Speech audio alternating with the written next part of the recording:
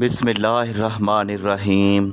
मोहतरम सामीन, असलम दरवेश टीवी में मैं आपको खुश आमदीद कहता हूँ।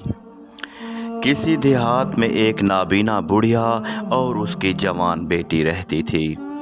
बाप के मरने के बाद बेटी ही बुढ़िया का वाहिद सहारा थी। एक दिन दोनों माँ बेटी इकट्ठी बैठी थी और उस नाबीना बुढ़िया ने कहा कि बेटी, मैं तुम्हारे लिए बहुत परेशान हूँ। मैंने कुछ पैसे इकट्ठे कर रखे हैं और 10 तोले सोना भी तेरे जहेज़ के लिए संभाल कर रखा हुआ है।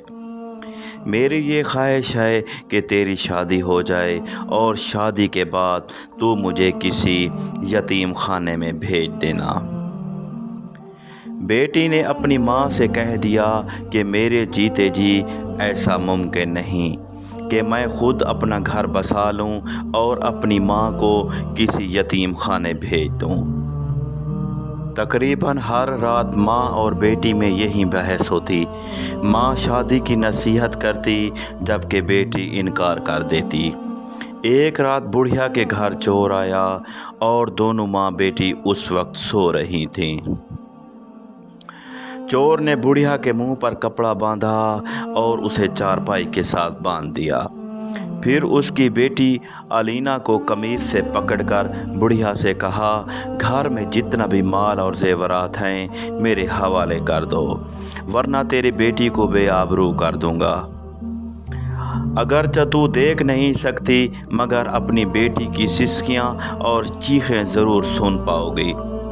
बुढ़िया ने चोर से कहा कि मेरी बेटी को छोड़ दो, फलां संदूक की तह में 10 तोले सोना और पैसे पड़े हैं।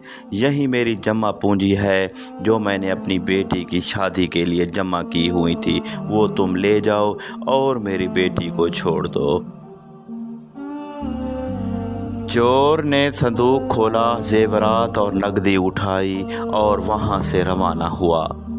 अलीना ने रोते हुए अपनी माँ के हाथ पैर रस्सियों से खोले और रोते हुए कहा, अम्मा अब तो तू मुझे छोड़कर कभी शादी नहीं करोगी। अब तो जेवरात ही ना रहे और ना ही शादी के लिए पैसे बचे। ये कहते हुए दोनों माँ बेटी एक दूसरे के गले लगकर रोने लगीं। अभी वो अपना ये गम भूले ही नहीं थे कि नकाबपोश चोर वापस आ गया। बुढ़िया ने कहा, तू वापस क्यों आ गया? घर में तो सब कुछ यही माल था जो तेरे पास है। चोर ने कहा, सबसे कीमती माल तो मैं छोड़कर जा रहा था। ये कहते हुए उसने बुढ़िया को दोबारा चारपाई के साथ बांध दिया और उसके सामने ही उसकी नौजवान बेटी को दागदार किया। उसकी बेटी चीखती रही, चिल्लाती रही और अल्लाह का वास्ता देती रही, लेकिन उसकी मदद के लिए कोई ना आ सका।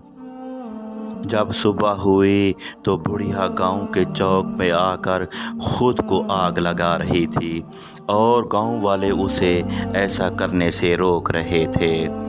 इस बात का पता जब गांव के सरपंच को चला तो वो बुढ़िया के पास आया और उसे सब्र की तलकीन की। बुढ़िया ने गुस्से से कहा, अगर तेरी नौजवान बेटी को तेरे ही सामने बेआबरू किया जाए तो तू क्या सब्र कर पाएगा? 24 घंटे में मुझे मेरी बेटी का मुजरिम चाहिए, वरना मैं खुद को आग लगा दूंगी। जब सरपंच ने बुढ़िया की बातें सुनी तो सरपंच की आंखों में आंसू आ गए और उसने बुढ़िया की बेटी के सर पर शफकत भरा हाथ फेरा और वादा किया कि 24 घंटे के अंदर अंदर तेरी बेटी का मुजरिम तेरे सामने होगा। चौधरी ने बुढ़िया से कहा कि तुम मुजरिम को पकड़ने में मेरी मदद कर सकती हो। वो कहने लगी, बेटा मैं उसकी आवाज़ नहीं भूल सकती, बाकी उसकी शक्ल ना मैं देख सकती थी क्योंकि मैं अंधी हूँ और ना अलीना देख सकती थी क्योंकि उसने चेहरे पर नकाब बांधा हुआ था।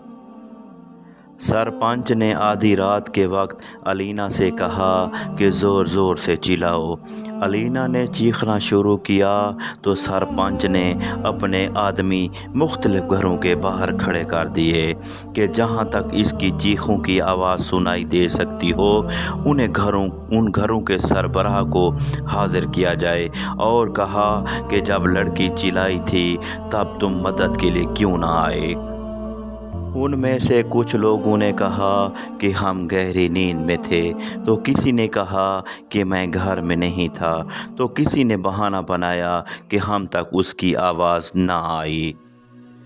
फिर जब सुबह हुई तो गांव के सरपंच ने अपना कीमती बैल ज़बह किया और पूरे गांव के अफराद को खाने की दावत दी। हर एक फ़र्द के सामने भुने हुए गोश्त का बड़ा सा टुकड़ा रखा। जब सब खाना खाने में मशगूल थे तब सरपंच ने बुढ़िया का हाथ पकड़ा और हर एक फ़र्द के पास आता और बारी बारी सलाम करता।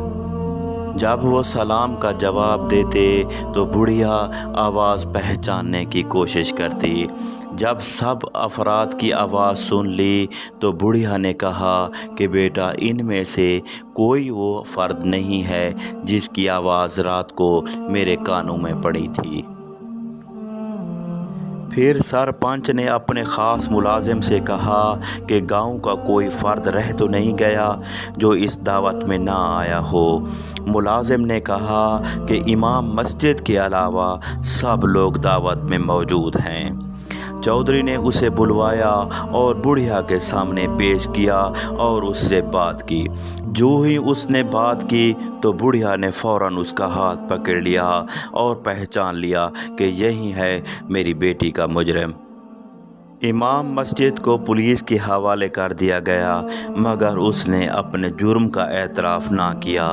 मगर जब मार बर्दाश्त ना कर पाया तो बोल उठा कि चोरी मैंने ही की है और इस चोरी की ज़िम्मेदारी तमाम गांव वालों पर आयद होती है, क्योंकि ये मुझे माहाना 5,000 रुपये देते थे। इस महंगाई में और इस मामूली तनख्वाह पर मेरा गुजारा बहुत मुश्किल से होता था। इस पर चौधरी ने कहा कि लड़की को दागदार करने पर तुम किसको ज़िम्मेदार ठहराओगे।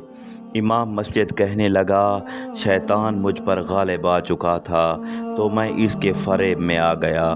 चौधरी ने कहा कि काश तू चोरी करके वापस ना आता, मैं तेरी तनख्वाह बढ़ा देता, तुझे माली तौर पर मजबूत करता, मगर तू मुड़कर वापस आया और एक लड़की की इज्जत लूट ली। इस गुनाह की माफ़ी नहीं मिलेगी। उसके बाद इमाम मस्जिद को पुलिस के हवाले कर दिया गया और अलीना की शादी चौधरी ने अपने बेटे के साथ कर दी और बुढ़िया को माँ का दर्जा देकर अपने घर में ही ठहरा दिया। अल्लाह ताला हमें राह रास्त पर चलने की तौफीक अता फरमाए।